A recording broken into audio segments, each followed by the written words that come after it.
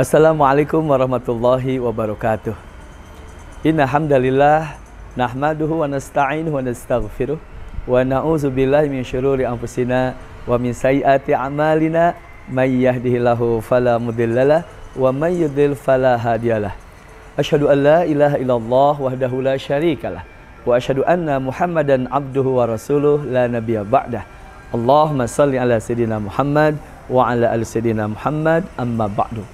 Wa qala Allah Ta'ala a'udzu billahi minasyaitonir rajim. Bismillahirrahmanirrahim.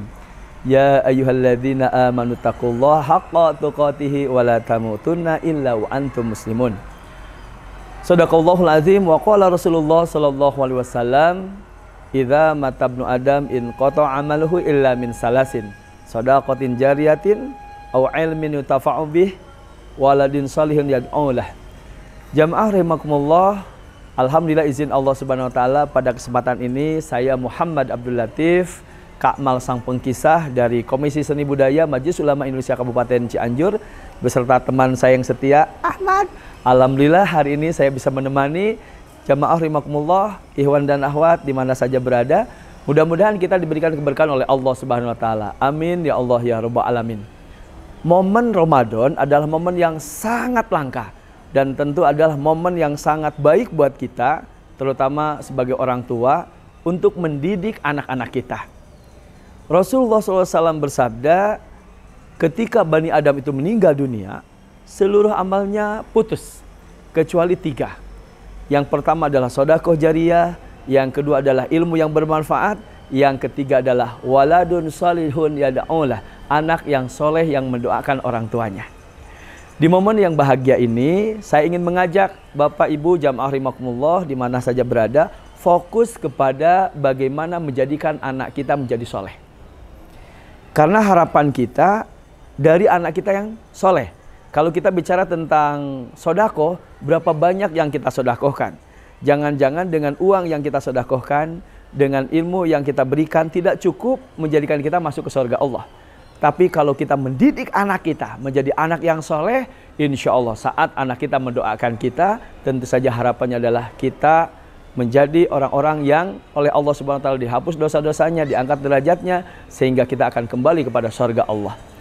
Jamaah rahimakumullah, momen Ramadan ini adalah momen yang paling baik buat kita.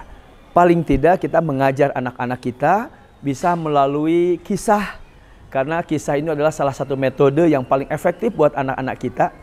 Seperti yang disampaikan oleh Allah Subhanahu wa taala dalam Al-Qur'an, a'udzubillahi minasyaitonirrajim, bismillahirrahmanirrahim.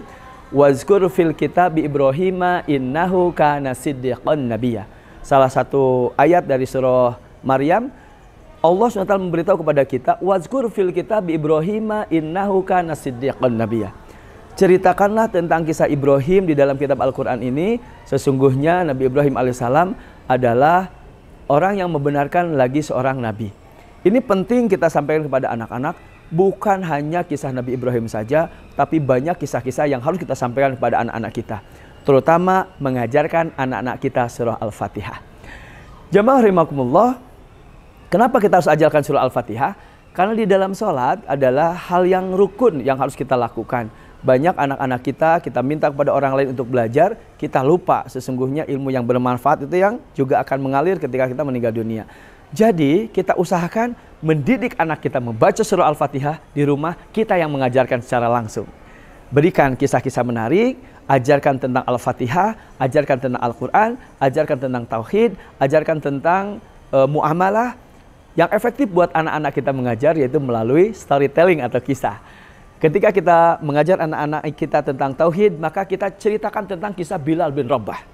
Ketika kita mengajarkan anak-anak kita tentang seorang anak yang berbakti kepada orang tua, kisahkan tentang Uwais Al-Qarni. Bagaimana tentang orang yang baca Al-Qur'annya bagus, ceritakan tentang kisah Abdullah bin Mas'ud. Jadi jamaah rahimakumullah, mari kita manfaatkan momen Ramadan yang mulia ini dengan memberikan kisah-kisah menarik buat anak-anak kita. Harapannya anak kita menjadi anak-anak yang soleh insya Allah. Jamaah rahimakumullah, saya beserta Ahmad hadir di kesempatan ini. Ini Ahmad, benar nggak sih kisah itu menjadikan kita cepat hafal dan ingatnya lebih lama daripada ceramah biasa? Iya Kak. Jadi kisah itu senang. Senang. Kisah itu bagaimana kalau didengarkan? Mudah dipahami. Kemudian? Senang. Ada hiburannya. Ada hiburannya. Terus? Ada pendidikannya. Nah, jadi ketika cerita itu kita sampaikan kepada anak-anak kita, maka anak kita insya Allah terhibur, ya. Anak kita akan bahagia. Kemudian dia juga akan mendapatkan nilai pendidikan yang anak-anak tidak merasa digurui. Jamaah rahimakumullah, mudah-mudahan uraian singkat ini bermanfaat bagi kita semua.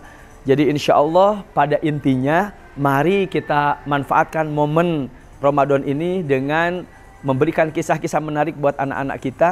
Karena dengan memberikan kisah, pertama anak terhibur, yang kedua tidak merasa digurui, yang ketiga insya Allah bisa juga mendapatkan pelajaran yang berharga. Saya ucapkan terima kasih. Ahmad mau apa sayang? Teman-teman di rumah, mari kita belajar bersama dan kita dengarkan kisah-kisah dari ayah dan ibu kita. Masya Allah, jadi dengarkan kisah-kisah dari ayah dan ibu kita. Terima kasih, mudah-mudahan bermanfaat. Sampai jumpa di episode berikutnya. Wabillahi taufiq wal hidayah. Wassalamualaikum warahmatullahi wabarakatuh.